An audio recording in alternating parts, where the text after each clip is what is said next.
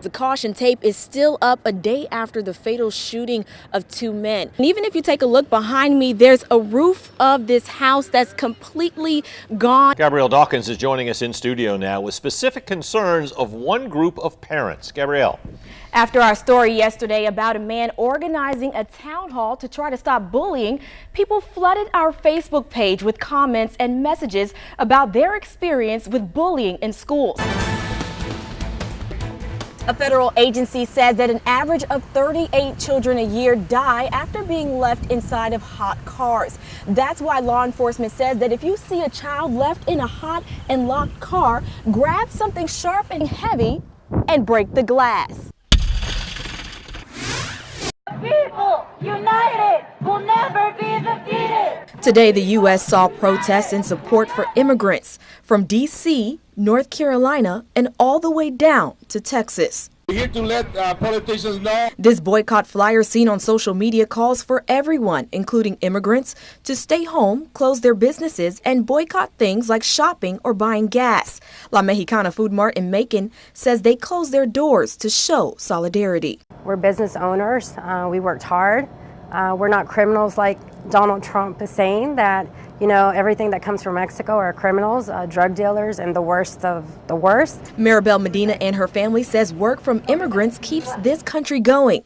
And today, we could, show the impact that we have in this country. That impact, according to the Bureau of Labor Statistics, 26 million immigrant workers make up 16.7% of the U.S. workforce.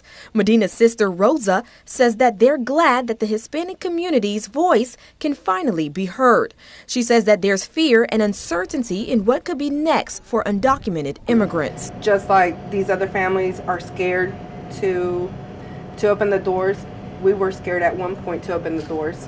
So even though it took a process for us to become legal, there's some people that don't have that opportunity.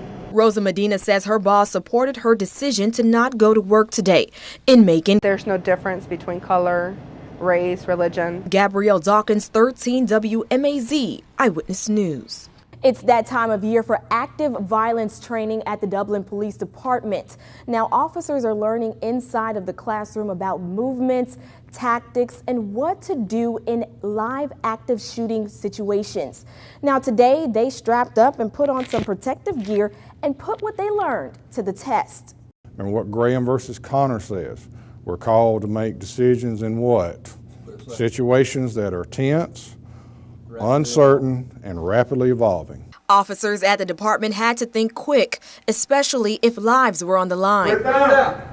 Put your gun down, sir. The Chief of Police, Tim Chapman, and Lieutenant Keith Moon says these drills prepared them for last year's shooting at Fairview Park Hospital. When we had the incident at the hospital, we were able to work very well together. The long hallways and rooms are built to replicate areas where shootings can happen, preparing them for the unknown that lurks behind doors. But it also gives the officer a chance to critique themselves, and they can autocorrect almost immediately. Put your hands on the wall. Hands on the wall, both of you. All right, holster up. After each drill, the team gathered. Who shot? All right, articulate it for me. They talked about what went right and what they could have done better. Multiple subjects in multiple rooms. Once we encountered multiple subjects, we had to begin to break down our team to leave security at each room. Now, the ultimate goals of these drills is to be prepared for when things like this happen. In Dublin, Gabrielle Dawkins, 13 WMAZ Eyewitness News. Makes me angry because the person driving either was distracted, got caught up in their agenda for the day, and just forgot about the child or the pet in the back seat. We see stories about the dangers of leaving a child or pet in a hot car. Yeah, I think we needed an ambulance right away. We had an infant that was left in the car for over an hour. But should you smash a window if you see that? Chief of Police Tim Chapman says yes, but don't bother snapping a picture of the temperature and the pet or child inside.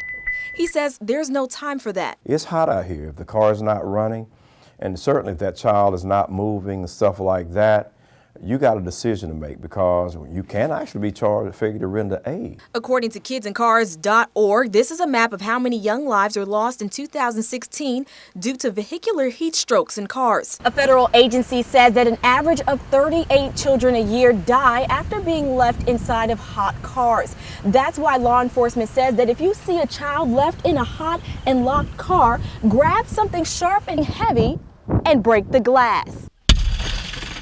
And if you decide to walk away and do nothing, you could face charges. You can actually be charged with failure to render aid. And the person who left that child in the car is facing charges. Cruelty to children, child endangerment, reckless conduct, all these things. So Chief Chapman verifies, yes, you should act if you see kids and pets in danger in a hot car. If you see something, do something.